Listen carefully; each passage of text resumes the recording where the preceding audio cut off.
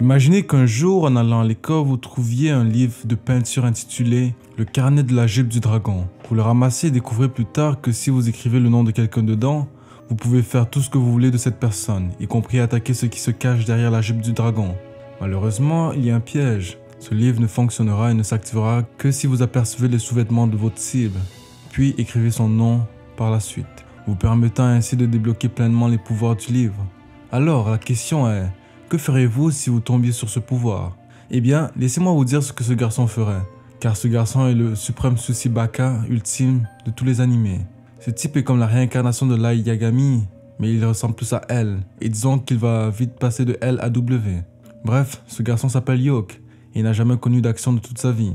Et la plus proche expérience d'action qu'il eut connue est en jouant à Street Fighter. C'est donc un gars assez solitaire et frustré. Mais un jour, il a enfin un ami du sexe opposé, car il passe souvent près de cette fille la nuit. Elle aime passer du temps sur les balançoires et un jour, en s'ennuyant, elle l'appelle pour discuter. Depuis, ils sont devenus de bons amis.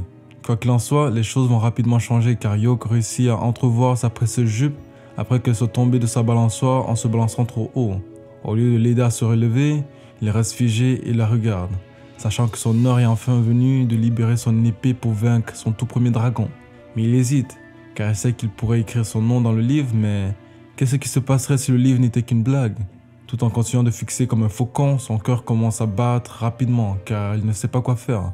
Finalement, il commence à trembler après avoir réalisé qu'il n'a que 30 minutes pour écrire son nom.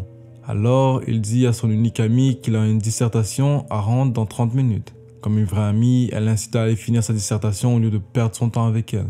Il disparaît comme le vent.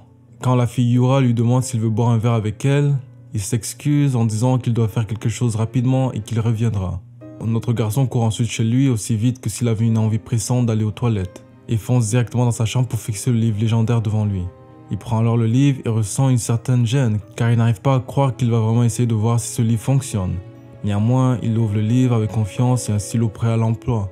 Il prend une profonde inspiration et commence à penser à son ami. Il s'arrête un moment, mais nous savons que Yoke a déjà dépassé le point de non-retour car il rougit déjà, sans personne autour. Comme un vrai bêta, il écrit son nom dans le livre et note exactement ce qu'il veut lui faire. Après avoir écrit qu'il veut déployer son bélier de siège pour attaquer les murs de Yura directement sur le terrain de jeu à proximité, il se lève et frappe son bureau en essayant de se convaincre que tout cela est totalement normal puisqu'elle est une fille. Peu après, il quitte sa maison sans dignité en essayant de se convaincre qu'il n'est pas un loser qui utiliserait des pouvoirs d'un autre monde pour séduire des filles. Soudainement, en retournant au terrain de jeu pour retrouver Yura, il remarque un vieux bouc se comportant agressivement envers une femme au hasard. Bien sûr, au lieu d'aider la pauvre femme, il décide d'activer son niveau de discrétion comme dans Skyrim car notre garçon est juste une couille molle. Nous découvrons alors que la femme n'est pas une inconnue mais qu'elle est sa voisine, une déesse super gentille et serviable envers tout le monde. Il écoute leur conversation et apprend qu'elle a un mari. Mais ce gars bizarre nommé Jong-Hyun se comporte comme un bêta orbitant agressif tandis que notre garçon continue d'observer dans l'ombre. Il est révélé par la suite que Yomi est littéralement un docteur disrespect car elle a trompé son mari avec le laid Jong-Hyun, bien qu'elle affirme que c'était une erreur. Néanmoins, la situation devient encore plus complexe avec Jong-Hyun qui continue d'exhiber un comportement inapproprié. Disons simplement qu'il est un méga Tsuchibaka.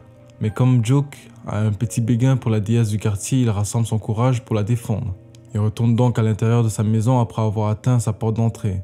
L'ouvre puis la claque très fort pour que Jong-Hyun entende que quelqu'un arrive. Il descend ensuite une autre volée de marche en tapant de pied aussi fort qu'il peut, juste pour assurer que Jong-Hyun est alerté de l'arrivée d'un Chad. Au final, cela fonctionne car Juk trouve Yomi toute seule sans que l'homme ne la dérange à nouveau. Les deux échangent alors quelques formalités, mais il est regrettable que Yomi soit un peu troublée après sa rencontre avec Jong-Hyun. Quoi qu'il en soit, Juk a réussi à exécuter son plan parfaitement. Bien que j'ai espéré qu'il sorte une batte de baseball, mais je suppose que son grand cerveau a aussi bien fonctionné.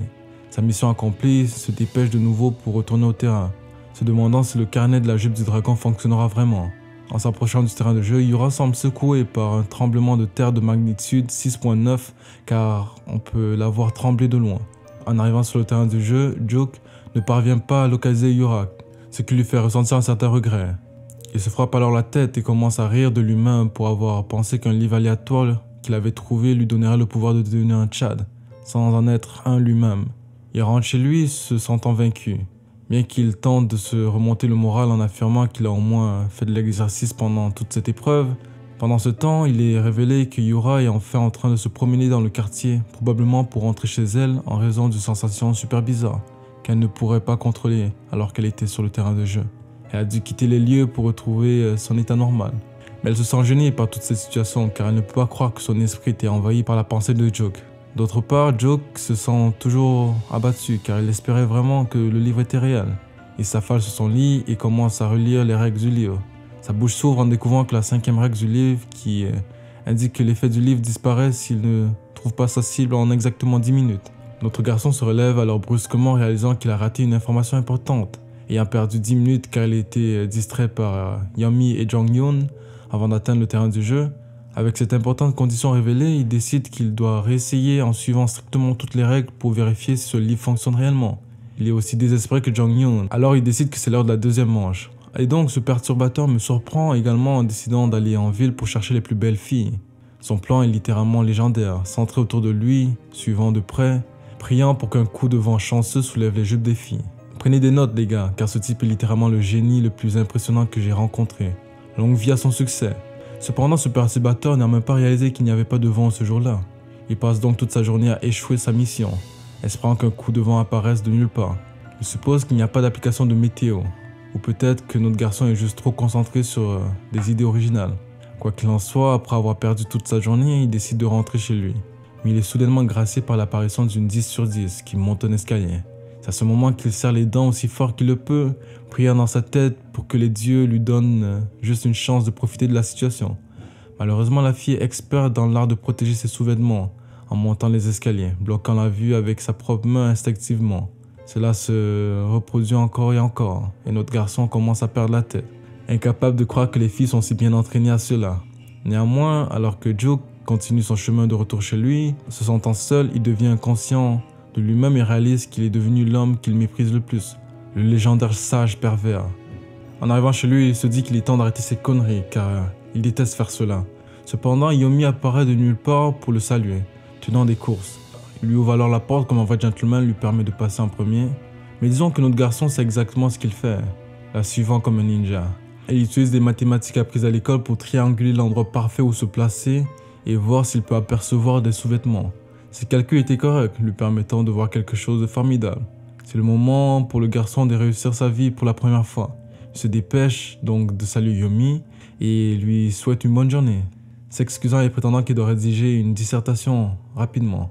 Avec son cœur battant à chamade, il dépose rapidement son sac à dos et sort le carnet de peinture du destin. Après avoir posé le livre et l'avoir ouvert sur son bureau, il prépare sa main pour écrire le nom de Mademoiselle Yumi dessus. Il se fige et hésite, puis il commence à trembler alors qu'un conflit intérieur monte, sa main essayant d'écrire son nom tandis que son cerveau essaie de l'en empêcher. Finalement, son corps surmonte son cerveau et il finit par écrire un paragraphe décrivant exactement ce qu'il veut faire. Une fois terminé, il se lève instantanément et se rassure en se disant qu'il ne fait cela que pour vérifier si le carnet fonctionne vraiment.